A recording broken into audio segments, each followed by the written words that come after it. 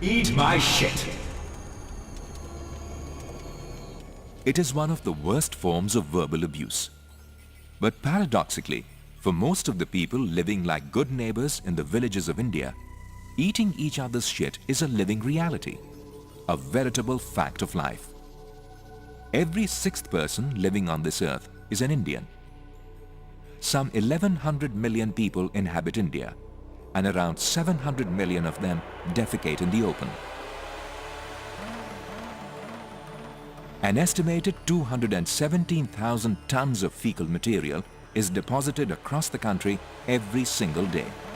And all this shit comes back in different ways to the people themselves who engage in open defecation, and also to many who do not. In order to provide safe water and sanitation services in rural areas, the government of India has spent around $13 billion since independence, but with little impact. Rampant open defecation and diarrhea deaths continue unabated. There has been a growing urgency to intensify the battle against open defecation. As per the Human Development Report 2006, around 450,000 children in India under the age of 5 die of diarrhea every year. And who doesn't know? Water-carrying fecal contamination is the culprit. Needless to say, this called for a new strategy.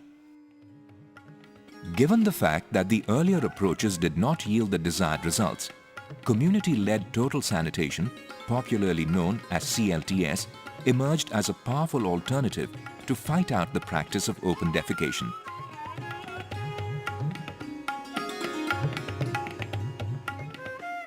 It was radical. It was developed by Kamal Kar.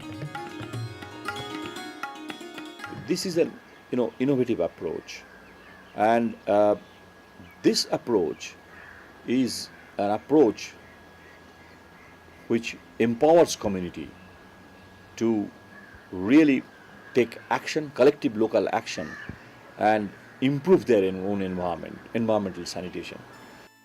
This approach believes in constructing people rather than toilets. People who can analyze their own situation and work out local solutions. The fact that it works is attracting a large number of agencies and people working in the field of sanitation. CLTS is usually introduced through training of trainers' workshops to begin with.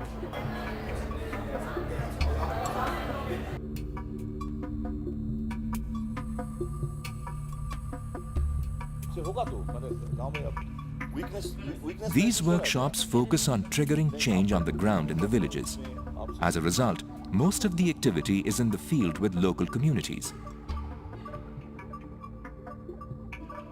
Only a small part of the workshop activity is within the four walls of the classroom, but it is significant in terms of consolidating the learning at the ground level. The real learning and change, however, go beyond the simulation exercises held here.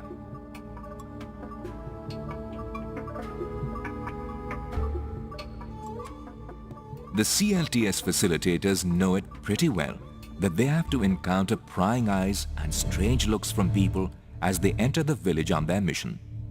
At times there is an apparent mistrust in the eyes of the people, as if they want to know as to what is up now. Then there are humorous exchanges. Soon enough, facilitators and people mingle with each other, knocking off initial hesitation and misgiving. Discomfort disappears, and people come forward to take part in the discussions freely. The facilitators have already imbibed the message that they have to listen to people rather than talk. They help people analyze their own situation and help them explore and initiate the required collective action on their own. To find out the real story, there is an attempt to track as to who sits where for defecation. This is done by drawing a map of the defecation areas and practices on the ground. The map is drawn by the people themselves. This map is known as the Defecation Map. After the Defecation Map, people are asked to calculate the fecal material being left open in the village on a daily basis. If 200 people in the village go out for open defecation, some 100 kilograms of fecal material is released in the open on one single day. 200 kilograms in 2 days and 3,000 kilograms in a month. Some 3 to 4 truckloads of fecal material from a single village itself.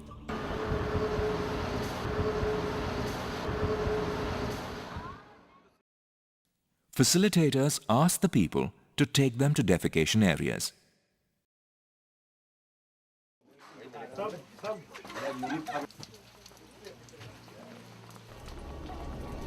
But why are people so slow and their steps so uncertain? Is it because the path ahead is full of shit? But all this is your own doing, isn't it? Don't feel like moving ahead? Feeling ashamed in front of outsiders? That's why this walk is known as Walk of Shame.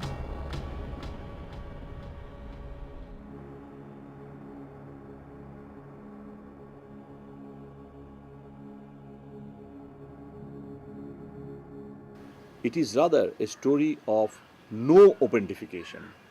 And this no open defecation, nobody is allowed to defecate in the open, is this rule is imposed by the community themselves. And then in the course of analysis comes up the big question as to where does the feces go? It is revealed that some people sit for defecation close to the water source itself, some by the side of the road, and in fact all over the place in and around the village. A sense of collective shame is writ large on the faces of the people. This is followed by a grim silence. No words are exchanged.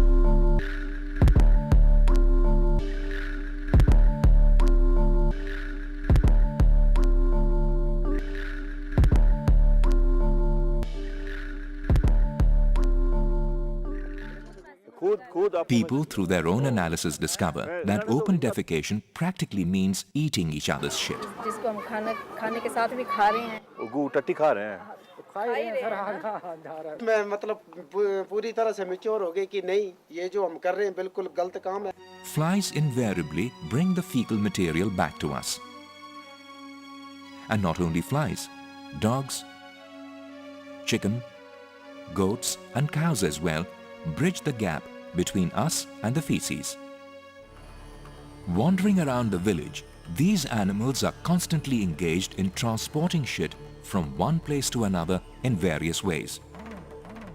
And to top it all, Jal, the water offered to the deity, is the same suspect water. What a plight. At many places, even cows have reportedly started consuming fecal material, and their milk is being consumed by us. During rains, feces get mixed up in the water sources directly. These could be a stream, a dug well, a pond, a river, or a spring. And then, the water, instead of being the elixir of life, turns into slow poison. Incidence of diarrhea is caused by such contaminated water. Around 20 children would have lost their lives due to diarrhea in India by the time you finish watching this film.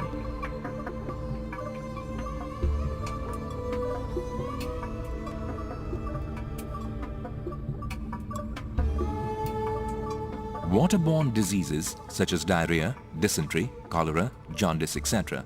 are not only responsible for avoidable morbidity and mortality, but also turn out to be a big financial drain on the affected households, particularly poor people with limited resources. Thousands of rupees are spent on medical care. Available evidence indicates that total elimination of open defecation brings down the incidence of diarrhea considerably, and water free from fecal contamination reduces the possibility of illness by over 50%.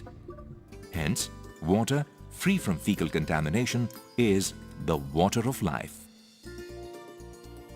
But how to test the water to assess whether it is free from fecal contamination? H2S vials are used to test water. The vial is filled up with the water to be tested and is kept at a safe place out of the reach of children. If the water turns black, within 24 to 48 hours, it indicates that the water carries bacteriological contamination.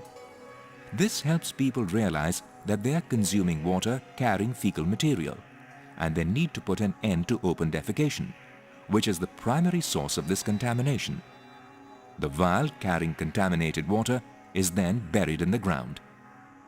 The CLTS practitioners are trained only to facilitate. They are not supposed to teach, preach, or prescribe.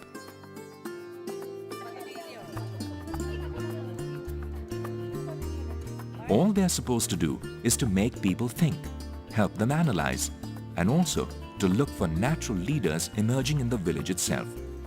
These are the ones with passion to stand up against the evil of open defecation. And those people are there. They carry the smoldering embers within, and all one needs to do is to stoke the fire. Krishna from Jajarot village in district Mandi is one such person. She got the women together and resolved to act immediately.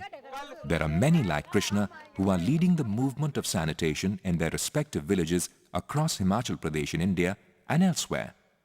तो मुझ में इतनी आग भर दी कमलकार sir जी ने कि मैं रुक ना सका यहाँ पर, और मैं 50-60 किलोमीटर दूर मेरे घर हैं, मैं वहाँ चला गया और रात को मैंने 8 बजे पहुँचा, मैंने खाना खाया और मैंने अपनी लैट्रिन खोदना शुरू कर दी और 11 बजे तक मैंने खड्डा तैयार कर दिया। सवेरे मैं यहाँ 11 बजे पहुँचा, 6 बजे से लेकर के 10 बजे तक मैंने वो कंप्लीट कर दी। तो क्या वो आग नहीं है? आग है हम में भी, हम कर सकते हैं ये। बार बस मैंने घर वालों की तरह कहा कि आप नहीं यहाँ पे बैठना। उन्होंने कहा कि क्या बात है, ऐसी बात क्या हो गई, आप ट्रेनिंग किस ट्रेनिंग के लिए जा रहे हैं? मैंने कहा आज मेरे पास वक्त नहीं है बताने के लिए, आप बस बैठो, इसमें बैठना है आपने, इसमें बैठना है, किसी ने बाहर नहीं बैठ जाना है। वापस आकर के बताऊंगा और मैं ये वायदा करता हूँ कि मेरा जो गांव है उसे मैं 10 दिनों के अंदर बाहर हगना बंद करा दूंगा। भूख वगैरह वहाँ का बंद करवा देती हूँ तो मुझे क्या नाम मिलेगा? तो मैं तो ये समझती हूँ कि इनको सबसे बड़ा नाम तो यही मिलेगा कि ना तो खुद गू खाएगी और ना किसी दूसरे को खाने देगी। इससे बड़ी हमें और क्या मिल सकता है? तो किलो से शुरू हुए, क्विंटल पे पहुंचे और बाद में टन में पहुंच गए।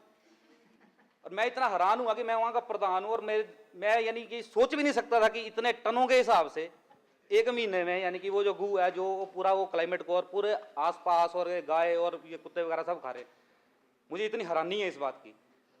मैंने तो ये सोचा कि मैं तो अगर हफ्ता महीना 1.5 महीना जितनी जल्दी से जल्दी हो सकता है यानी कि उसको टोटल फ्री कराऊं। दावा करने की बात नहीं, उसके बाद तो खैर जाएंगे नहीं, भले हम कच्ची सी लैट्रिन बनाएंगे, खड्डा बनाएंगे, लेकिन आज से हमने बंद बिल्कुल। अभी इस गांव में भी वो उन्होंने खड्डे अपने आप एक दिन में खोदना शुरू कर दिए कि हम बाहर जाना बिल्कुल पसंद नहीं करेंगे। 2 ड्रम से ठीक है, मतलब उसके बाद हमने इसको पक्का खड्डा देके बनाना है। अब ना पंचायत का प्रधान उप प्रधान है, वार्ड सदस्य नहीं हूँ, फिर भी मेरी जिम्मेदारी बनती है कि मैं अपने गांव के लोगों को स्वच्छ रहने के लिए प्रेरित करूँ। CLTS exercises such as Defecation Map, Walk of Shame, Calculation of Fecal Material, Calculation of Medical Expenditure, and Flow Diagram of Fecal Oral Transmission Routes can be done in any sequence as per local requirements. But the most important thing in the process is the ignition moment. It is the moment when there is a collective community realization that open defecation amounts to eating each other's shit and that the open defecation must be stopped immediately. The facilitator has to recognize this moment and thank the villagers for the analysis and seek their permission to leave. It is critical not to be prescriptive. The facilitator has to refrain from offering any advice, either for constructing toilets or stopping open defecation. At this juncture, people often seek the help of facilitators in terms of ideas and information about how to end open defecation. People at times also say that the toilets are costly and everyone in the community may not be able to afford one. In response to this, the facilitator draws a simple direct pit latrine on a chart paper, a low-cost option as used by others in other villages. This breaks the myth that a toilet is expensive and unaffordable, and that it can take 15 to 20,000 rupees to construct one. It establishes that a toilet can be constructed even in 100 to 200 rupees, in fact, even in less than that. What people, particularly the poor, often do can be termed a sanitation ladder, where they start with simple low-cost toilets and gradually move up the ladder with more sophisticated designs, both in the substructure and the superstructure.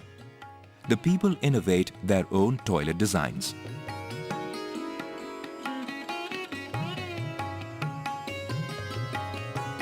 But these toilets have to be made by the people themselves, without any subsidy from outside. Subsidy is more of a hindrance than help. So people themselves arrive at the conclusion that they need to construct and use latrines. There is no coercion, no cajoling. To begin with, there are generally 4 types of outcomes of CLTS exercises on the ground. Matchbox in a gas station refers to a situation where everyone agrees to stop open defecation and start the action immediately.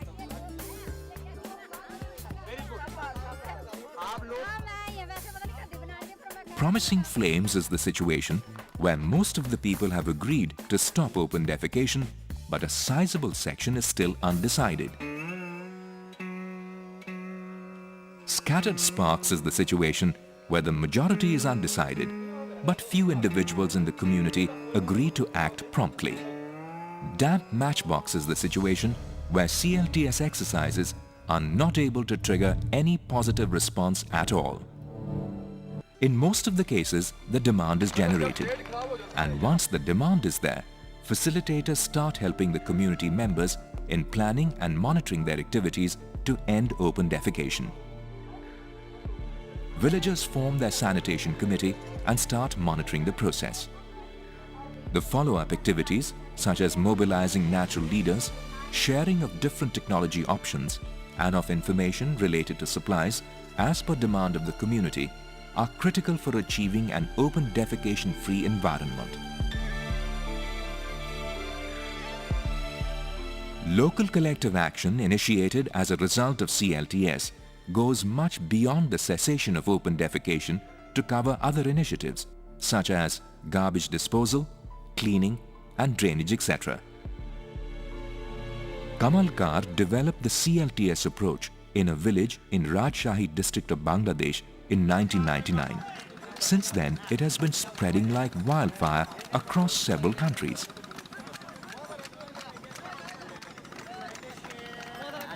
Ethiopia, Indonesia, Nepal, Cambodia, Pakistan, Uganda, Mozambique, Nigeria, Bolivia, Zambia, Mongolia, China. In India, in Maharashtra, more than 5,000 Gram Panchayats have become open defecation free using the CLTS approach.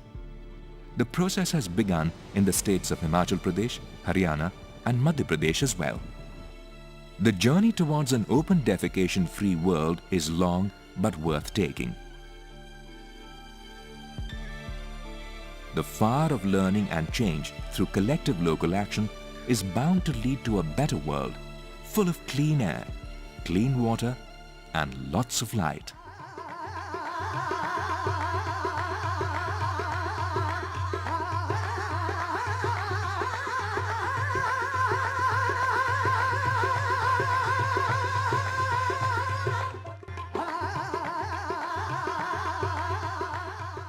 No shit, please.